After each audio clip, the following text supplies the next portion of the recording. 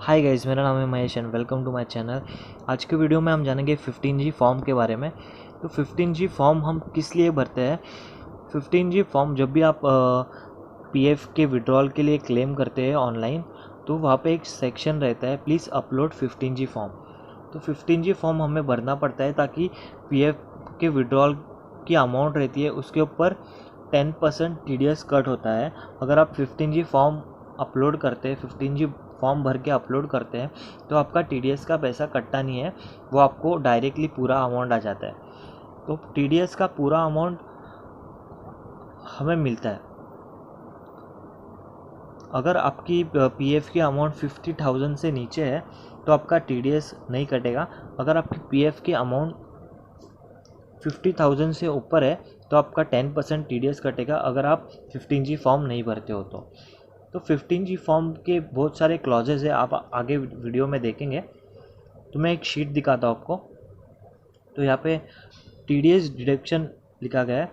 If an EPF balance is withdrawn before 5 years of the services, the TDS is deducted at the same rate of 10%। अगर आपका service 5 साल से कम है तो आपका 10% टीडीएस कटेगा। TDS will be deducted at the higher rate slab at 30% if PAN is not providing during withdrawal. अगर आप पीएफ के लिए विड्रॉल करते हैं और पैन नहीं होगा, तभी आपको 30% टीडीएस डिडक्ट हो जाएगा। वो टीडीएस आपको रिफंड मिल जाएगा, पर जब आप आईटी रिटर्न फाइल करते हैं तो वैसे भी टीडीएस हमें मिल जाता है, पर उसके लिए हमें 1 साल रुकना पड़ता है। तो टीडीएस ना कटे इसकी वजह से हमें ये फॉर्म भरना पड़ता है, 15G फॉर्म। तो और एक क्लॉज है, आप मैं दिखाता हूँ आपको। According to the EPFO website, there are instant when TDS will not be deduct on PF. TDS किस किस पे नहीं कटता है? Transfer of PF fund from one account to another. PF के एक अकाउंट से दूसरे अकाउंट में आपके जब आप ट्रांसफ़र करते हैं तभी टीडीएस नहीं कटता है। Termination of service due to member illness, the employer decision to stop doing business, the conclusion of an project, or any other reason beyond the member control, कभी भी आपका टीडीएस नहीं कटता है। If any employee withdraws his or her PF after a 5 year period, अगर आपका service year 5 साल से ज़्यादा है तो आप पीएफ का पूरा पैसा विड्रॉल कर सकते हैं, आपका टीडीएस नहीं कटेगा। If the payment PF payment is less than 50,000 but the member has less than 5 years of services, अगर आपका PF का अमाउंट 50,000 से नीचे है और आपकी सर्विस 5 साल से कम है, तभी भी आपको TDS नहीं कटेगा। If an employee with less than 5 years of services withdrawn an amount greater than equal to 50,000 but submit form 15G along with their PAN, तो आपका टीडीएस नहीं कटेगा। ऐसे तो हम सीधे फॉर्म नंबर 15G कैसे भरते हैं वो दिखाते हैं, वो देखते हैं। तो हम सीधे स्क्रीन पे चलते हैं। अभी हम 15G फॉर्म इसलिए भरते हैं कि पीएफ के ऊपर जो टीडीएस कटता है वो ना कटे। तो हमें इसका प्रिंट आउट निकाल के रखना है। प्रिंट आउट निकालने के बाद हमें ये पूरा फॉर्म ब्लू पेन से भरना है। उसके बाद फर्स्ट ऑप्शन देखो, नंबर फर्स्ट पे है लिखा नेम ऑफ एसेंस। तो हमें पीएफ होल्डर का नाम यहाँ पे एंटर करना है, फुल नेम, जैसे पीएफ में है वैसे ही। जगह छोटी है लिखने के लिए, पर छोटे छोटे अक्षरों में आप लिख सकते हो। तो हमें पहले पॉइंट में पीएफ होल्डर का नाम लिखना है। सेकंड पॉइंट पे पैन ऑफ द एसेंस, यहाँ पे उसका पैन नंबर पैन नंबर लिखना है। थर्ड में स्टेटस में हमें इंडिविजुअल लिखना है, और previous year for which the declaration is been made. तो हम अभी फॉर्म भर रहे हैं, आज की डेट यहाँ पे मैं शो कर रहा हूँ,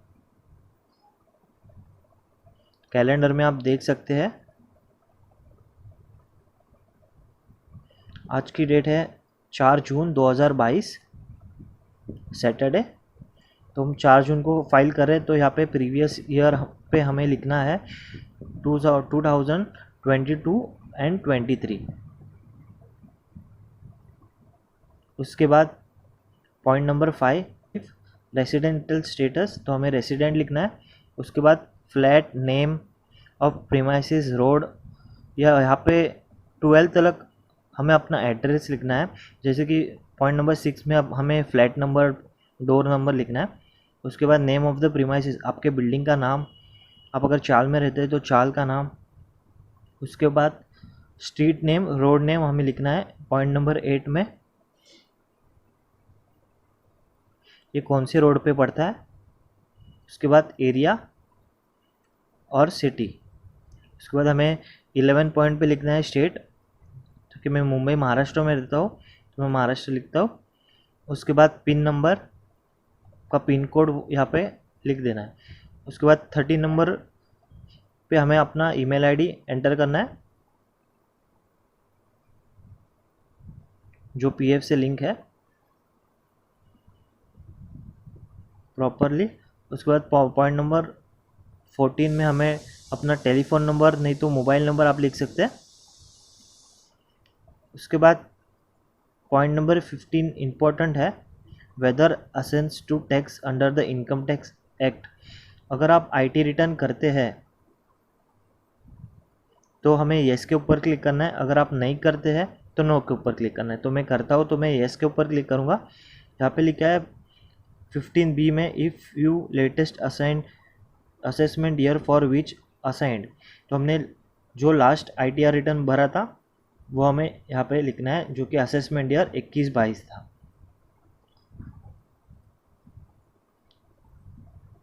22-23 का अभी तक आया नहीं है तो हमने भरा नहीं है, लास्ट हमने भरा था 21-22 का। तो हम नीचे स्क्रॉल डाउन करना है। Point number 16 estimated income for which this declaration is made, तो अपन अपने पीएफ की अमाउंट यहाँ पे एंटर करनी है जो हम विड्रॉल के लिए अप्लाई कर रहे हैं, तो वो हमें यहाँ पे एंटर कर देनी है। एस्टिमेट इनकम, आपकी जो भी पीएफ की अमाउंट होगी वो पॉइंट नंबर 16 में आप लिख लेना। पॉइंट नंबर 17 में ऐसे लिखा है कि estimated total income of the per year in which income mention is column 16 to be included, मतलब टोटल ईयर में आपका कितना एनुअल इनकम हुआ था पीएफ को जोड़ के, ऐसा लिखा गया है। तो हमने 1.5 लाख प्लस अपनी अदर सोर्स की इनकम यहाँ पे लिख देना है। तो मैं 3,20,000 लिख देता हूँ पीएफ की अमाउंट मिला के। उसके बाद detail of the form 15G और then this form file during the previous year if any, तो आपने कभी फॉर्म 15G भरा है इस साल में, तो ऐसा बताया गया है। तो हमने नहीं भरा इसलिए नॉट एप्लीकेबल लिख देते हैं। तो अगर आपने ये फॉर्म भरा है 15G फॉर्म लोग क्यों भरते हैं कि जब आप बैंक में एफडी करते हैं तभी टीडीएस उसके ऊपर ना कटे, इसकी वजह से हम बैंक में भी 15G फॉर्म भरते हैं। बहुत सारे लोगों का होगा ये 15G फॉर्म, अगर आपकी एफडी है तो मेरी नहीं है तो मैं नॉट एप्लीकेबल करता हूँ। और नीचे यहाँ पे लिखा गया है total number of form 15G filed, उस साल में आपने कितने फॉर्म फिल किए, तो मैंने एक भी नहीं फिल किया है, मैं अभी एक भर रहा हूँ जो कि है पीएफ का। तो यहाँ पे हम 1 कर देंगे, यहाँ पे लिख गया है तो यहाँ पे हमें 1 लिख देना है।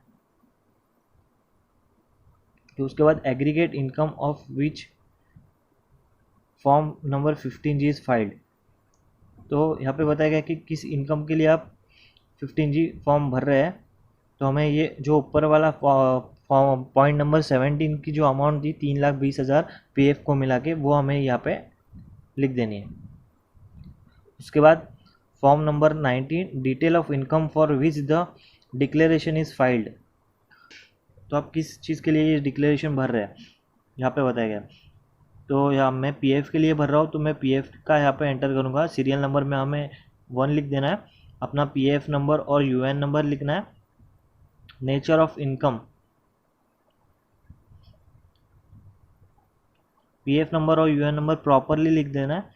उसके बाद नेचर ऑफ इनकम, यहाँ पे PF withdrawal, section under which tax is deducted, तो सेक्शन 192A और annual income, amount of income, यहाँ पे जो पीएफ की इनकम है वो यहाँ पे एंटर कर देनी है। उसके बाद नीचे आपको सिग्नेचर करना है, सिग्नेचर ऑफ द डिक्लेरेंट। उसके बाद नीचे स्क्रॉल डाउन करना है, यहाँ पे अपना नाम लिखना है पूरा, जैसे पीएफ में है वैसे ही।